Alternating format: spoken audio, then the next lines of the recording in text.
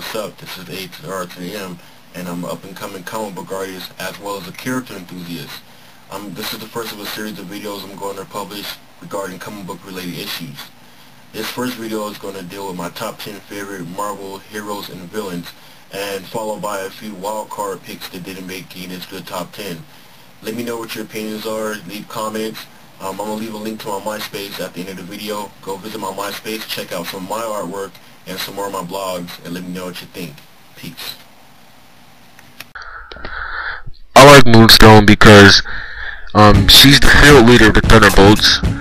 She has a sexy appeal to her as like a sort of like a loose, slutty type of female character. Not to be sexist, but that's her appeal to me.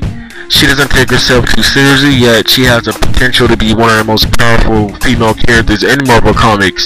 She hasn't yet utilized the Moonstones to the fullest potential, as seen previously by Baron Zemo. Moonstone, being that she is a former villain, also gives her that edge of not really caring for the safety of civilians and people when they're out in the field on Thunderbolt missions. That's why Moonstone made my top 10, and I hope to see better things with this character in the future. One thing I always liked about Havoc was his costume. I always liked how it was a good solid black, and you can see the blue lines that let you know when he's fully charged or his powers are active.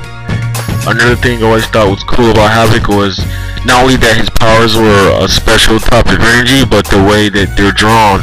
How they're drawn in circles and they look like ripples of sound coming out from him.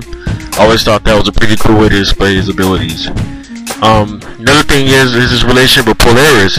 It always mirrored Cyclops' relationship with Jean Grey, so it almost made Havoc just like Cyclops in a way, but a little bit different, because Polaris and Jean Grey are two different characters, yet they look similar and they play the damsel in distress, but yet they're very powerful female characters in Marvel as well. The thing I like about Cable is he's a mutant with a lot of psychic abilities, yet he rarely uses his powers. He mostly utilizes his guns and his technology and his time traveling devices.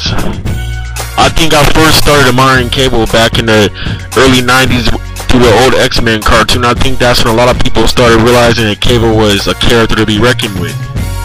I like the recent series that was released about Cable with him protecting a baby from the Messiah Complex. They have some funny scenes in the series where he's trying to get food for the baby and milk and try to protect the little baby, and for such a powerful, dangerous character to show a fatherly side, I think it's in contrast to what he's really capable of. Also, Cable's personality has always been that of a serious person, so that's why Cable made my top. Daredevil, being a blind superhero, I always thought it gave him a sense of mystery, as well as a lot of room for the most interesting stories as far as villains getting over on him, and whether the fact that he has a radar sense can easily be incapacitated through loud noises. For me, he's sort of a Batman-like character because he scales the cities. He mostly does it at night. He doesn't handle too many of the higher level supervillains. He takes care of more of the mobsters, the gangsters, the thugs. And I just think he's a well-rounded, down-to-earth character that people can relate to when he's not in costume. Elektra has always represented the sexy femme fatale character, the woman that you don't want to cross because she will kill you. She has always been mysterious in nature due to the fact that she has been resurrected a few times, and she has had extensive hand-to-hand training at many different levels within her character history. In recent Secret Invasion storylines, it has been revealed that she was a Skrull alien, and it could have been possible that she has been an alien either before her first death, or after her first death, and the original Elektra could still be dead till today. Only time will tell. Being a black man myself, I've always felt that the Black Panther was a very good representation of a black superhero within a Marvel universe. More or less, he's the Black Batman, due to the fact that he has absolutely no superpowers, yet he can manage to outsmart and beat his opponents who may be 100 times more powerful than he is. In addition to that, he is King of Wakanda, a small, make-believe country within Africa that's hundreds of years more advanced than the countries around the world. Also, in recent storylines, he's been married to Storm for a few years, so that pretty much makes them more of like a power couple within Marvel Comics. Ever since he has married Storm, they have become very unstoppable, but I have my suspicions with the recent Secret Invasion storylines that they may recon that marriage and make Storm a Skrull. That also remains to be seen. Wolverine. I don't think I've ever seen more of a badass character from any comic book series from any other comic book company ever. The fact that he has an indestructible adamantium skeleton, razor sharp claws, and a healing factor pretty much makes him an unstoppable, nearly immortal killing machine. The fact that he has had so many things happen to him in his past, and his mixed in with his animal senses and his animal instincts, pretty much also gives him a bit of an unpredictable edge. He's been married to various women in the past. He has a son named Dakin. You know, people know more and more about Wolverine as time goes on, and it also gets generational. Wolverine to me represents a character that can go on for ages, and anything is possible with. Magneto represents the ultimate villain and anti-hero within the Marvel Universe. He pretty much opposes everything that the X-Men's leader Xavier stands for. He's pretty much Malcolm X to his Martin Luther King Jr. Magneto is powerful enough to do anything from pull the adamantium from Wolverine's bones to exploding any person using the iron within their blood.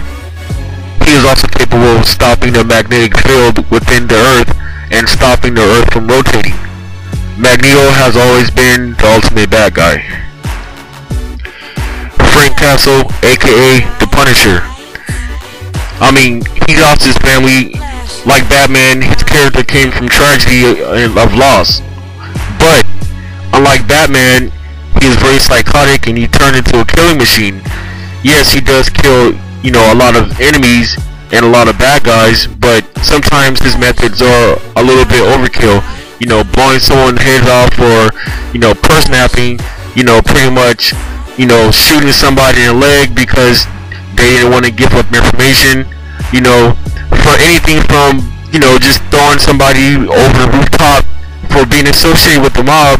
He doesn't really care. He also, like Wolverine, represents an unstoppable psychotic killing machine, and that's why he's on my top 10. The Hulk, to me, has always represented pure, raw, uncontrollable anger and rage. And not only that, but he has the power and the strength to back it up. The more angry he gets, the more powerful and the stronger he gets. He is an uncontrollable smashing machine, but he is not an uncontrollable killing machine. It has been revealed in recent storylines that psychologically and mathematically, the Hulk has never killed an innocent person in any of his rampages.